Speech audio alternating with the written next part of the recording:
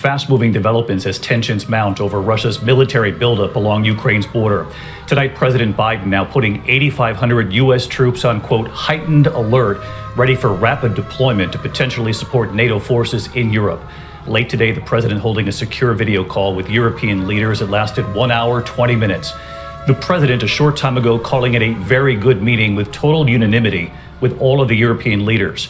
The White House tonight saying the leaders discussed preparations to impose, quote, massive consequences and severe economic costs if Russia moves.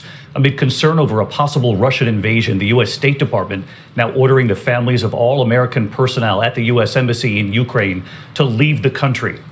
More than 100,000 Russian troops are now stationed along the border with Ukraine, some of those Russian troops taking part in joint military operations in Belarus. Here in the U.S. tonight, airmen at Travis Air Force Base in California and Dover Air Force Base in Delaware, loading up military and weaponry to help Ukraine. And what the Ukrainian president just said about moves by the U.S. to get families of U.S. Embassy personnel out of that country. He called the move premature, urging calm. Our chief global affairs correspondent, Martha Raddatz, leading us off tonight.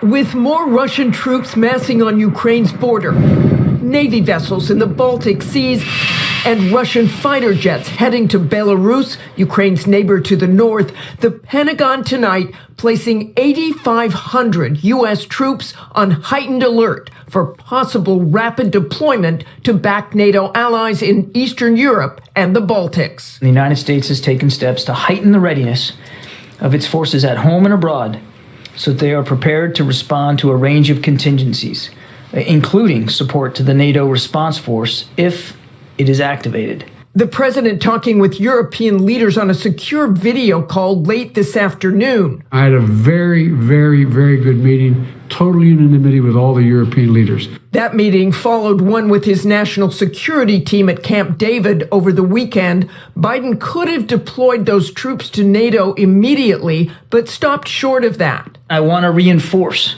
that as of now, the decision has been made to put these units on higher alert and higher alert only. No decisions have been made to deploy any forces from the United States at this time.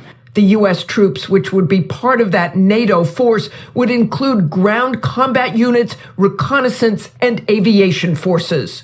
We joined U.S. fighter pilots on a NATO exercise when Russia was building up forces in the Baltics after it annexed Crimea from Ukraine. You're flying over Estonia now, but just over to the east, to the right, is Russia. We heard Russian pilots warn the Americans in 2016 not to cross the border.